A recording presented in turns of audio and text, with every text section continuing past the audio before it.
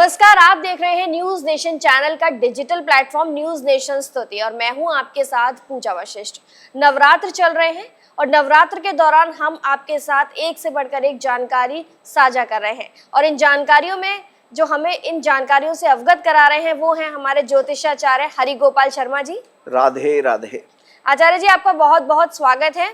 सबसे पहला प्रश्न तो यही है कि हमने जैसे चर्चा की थी कि तृतीया तिथि की वृद्धि हुई है और अब है नवरात्र का 5वां दिन, तो हमें इस 5वें दिन पर कौन सी देवी की पूजा करनी है? देखिए, इस बार शारदीय नवरात्र में तृतीया तिथि की वृद्धि हुई तो हमने मां चंद्रघंटा की 2 दिन पूजा की। अब 5वां दिन है तो 5वें दिन इस साल नव दुर्गा की चौथी शक्ति मां कूष्मांडा की पूजा होगी।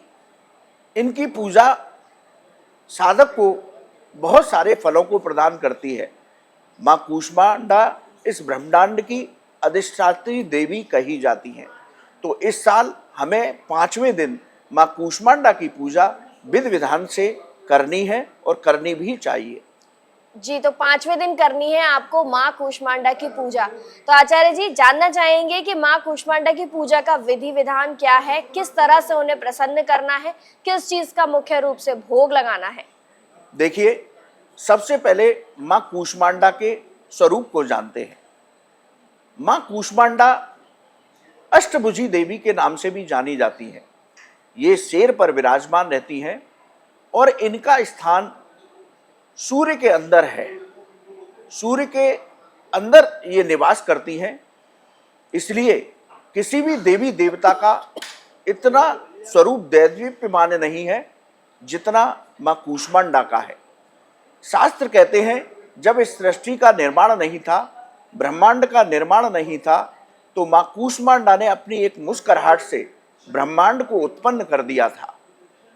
इनके 8 भुजाएं हैं जिनमें 7 में अस्त्र शस्त्र रहते हैं और 1 भुजा में माला रहती है। ये माला से अष्ट सिद्धि और नवनिधि का वरदान देती हैं। साधक को नवरात्र के चौथे दिन मां कूष्मांडा की उपासना करनी चाहिए, लेकिन इस बार 5वें दिन कर रहे हैं, एक तिथि बढ़ी है।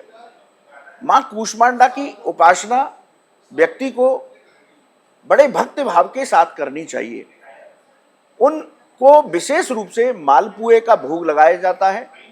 उनकी पूजा करने के बाद नवार्ण मंत्र के बाद उनके मंत्र का जप करना चाहिए। मंत्र क्या है? ओम ऐं ह्रीं क्लीं कूष्मांडायै नमः। इस मंत्र का जप सभी साधकों को करना चाहिए मां कूष्मांडा की कृपा प्राप्त करने के लिए। मां कूष्मांडा का ध्यान और उनका मंत्र जप साधक को अपने अनाहत चक्र में करना चाहिए। जो हृदय का स्थान होता है वहां पर अनाहत चक्र होता है। अनाहत चक्र पर मां कूष्मांडा का ध्यान करें और उनके मंत्र का जप करें। अब मां कूष्मांडा की उपासना करने से साधक को आयु और यश और बल इन 3 की प्राप्ति होती है। इसके साथ ही साधक का जीवन निरोगी रहता है, यानी कि आरोग्यता भी मां कूष्मांडा की कृपा से साधक को प्राप्त होती है। तो हमें नवरात्र के 5वें दिन इस साल मां कूष्मांडा की उपासना करनी है, विधि विधान के साथ उनका पूजन करना है, उन्हें मालपुए का भोग लगाना है। जी, तो माँ कूष्मांडा की पूजा अर्चना करें और उन्हें मालपुए का खास तौर से भोग लगाएं। आचार्य जी, मंत्र, क्योंकि हम हर दिन देवी के अनुसार ही मंत्र की चर्चा करते हैं, तो किस खास मंत्र से देवी की आराधना करनी है? देखिए, प्रतिदिन हम अपने एपिसोडों में बताते हैं कि आप प्रतिदिन आपको कम से कम 1 माला नवार्ण मंत्र की अवश्य करनी है। नवार्ण मंत्र की माला जप करने के बाद ही उस दिन की देवी के मंत्र का जाप करना है। मां कूष्मांडा का मंत्र है ओम ऐं ह्रीं क्लीं कूष्मांडायै नमः। इस मंत्र की 1 माला आप जप करें, तभी आपको मां कूष्मांडा की कृपा प्राप्त होगी और आपके 5वें दिन की पूजा पूर्ण होगी। तो विशेष रूप से हमें जिस दिन की देवी होती है उन देवी के मंत्र का जाप अवश्य करना चाहिए। जी मंत्र बताया हमें आचार्य जी ने, लेकिन आचार्य जी अब मैं एक बात आपसे जानना चाहती हूँ कि जब हम नवरात्रि के दिन पे व्रत का संकल्प लेते हैं, दुर्गा चालीसा का पाठ करते हैं, लेकिन हम खास तौर से दुर्गा सप्तशती के पाठ का जिक्र कई बार आपने भी किया है कि दुर्गा सप्तशती का पाठ हमें करना चाहिए। इसके जो संपूर्ण अध्याय हैं उनके बारे में मैं जानना चाहूंगी, क्या उन्हें हमें रोज पढ़ना है या हम हर दिन के हिसाब से एक एक या दो दो अध्याय पढ़कर पूरे 9 दिन में इसे पूरा कर सकते हैं? इसके बारे में बताइए। देखिए पूजा जी, माँ दुर्गा का सबसे उत्तम जो ग्रंथ है वो दुर्गा सप्तशती है। दुर्गा सप्तशती मार्कंडेय पुराण का अंश है। दुर्गा सप्तशती में माँ की महिमा का गुणगान 13 अध्याय में किया गया है। इन 13 अध्याय को 3 चरित्र में बांटा गया है। प्रथम अध्याय प्रथम चरित्र में आता है, दूसरा, तीसरा और चौथा अध्याय ये मध्यम चरित्र कहलाता है, और 5वें से लेकर के 13 अध्याय तक इसको उत्तम चरित्र कहते हैं। इन 13 अध्याय में माँ के महिमा का गुणगान है, जिस तरह से माँ ने अपनी कृपा से, अपनी शक्तियों से महिषासुर, मधुकैटभ इस तरह के राक्षसों का वध किया। तो हम दुर्गा सप्तशती का पाठ करके उनकी महिमा का गुणगान करते हैं, जिससे उनकी कृपा हमें प्राप्त हो। तो हमें शास्त्र विधि से प्रतिदिन 13 अध्याय का पाठ करना चाहिए।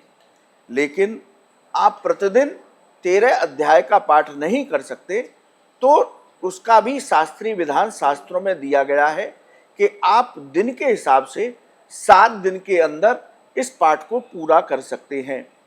पहले दिन 1 अध्याय का पाठ होता है, दूसरे दिन दूसरे और तीसरे अध्याय का पाठ किया जाता है, तीसरे दिन सिर्फ चौथे अध्याय का पाठ किया जाता है, चौथे दिन 5, 6, 7, 8 अध्याय का पाठ किया जाता है, 5वें दिन 9वें और 10वें अध्याय का पाठ किया जाता है, 6वें दिन सिर्फ 11वें अध्याय का पाठ किया जाता है, और 7वें दिन 12वें और 13वें अध्याय का पाठ किया जाता है। इस तरह से हम प्रतिदिन के हिसाब से, यदि आपके पास समय नहीं है प्रतिदिन 13 अध्याय का पाठ करने का, तो इस विधि के साथ आप प्रतिदिन का पाठ कर सकते हैं। 7 दिन में इस अनुष्ठान को पूर्ण किया जाता है।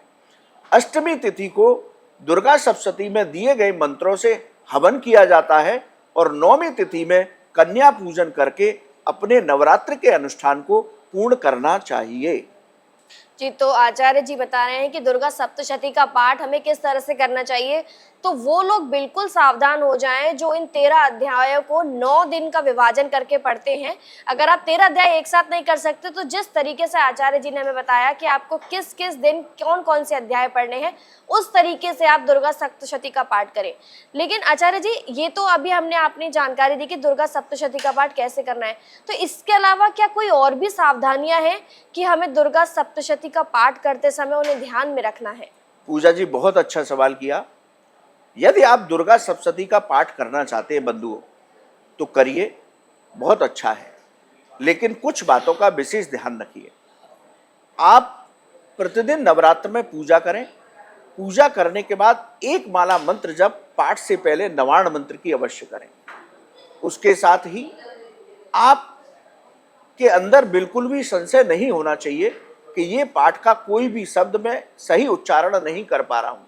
यदि आपके मन में कोई संशय है तो दुर्गा सप्तशती पाठ को करने से पहले किसी योग्य गुरु के सानिध्य में उसका उच्चारण अवश्य शुद्ध कर लें। इस बात का ध्यान रखें। दूसरा, आप जब ये पाठ कर रहे हैं तो बीच में भी किसी से बातें ना करें, बीच में किसी बात को लेकर के क्रोध ना करें। पाठ के दौरान आपका अखंड दीपक जलता रहना चाहिए, इस बात का भी विशेष ध्यान रखें। इन सब सावधानियों को रखते हुए हमें दुर्गा सप्तशती पाठ को करना चाहिए। यदि ये सावधानी नहीं रखेंगे तो आपको इसके विपरीत प्रभाव प्राप्त हो सकते हैं। जी, तो दुर्गा सप्तशती का पाठ अगर आप पूरी श्रद्धा भाव से कर रहे हैं तो थोड़ा बहुत ध्यान इन बातों का भी रखिए कि आपसे कोई गलती ना हो जाए। उम्मीद है ये सारी जानकारी आपको अच्छी लगी होगी। कुछ और अगर पूछना चाहते हैं तो कमेंट सेक्शन में कमेंट करके पूछ सकते हैं, हमारे आचार्य जी जरूर आपकी बातों का जवाब देंगे। आचार्य जी बहुत बहुत धन्यवाद आपका। राधे राधे। आपने हमें इतनी महत्वपूर्ण जानकारी से अवगत कराया। तमाम ऐसी ही और वीडियोस के लिए आप जरूर देखें हमारा चैनल न्यूज़ नेशन स्तुति। धन्यवाद।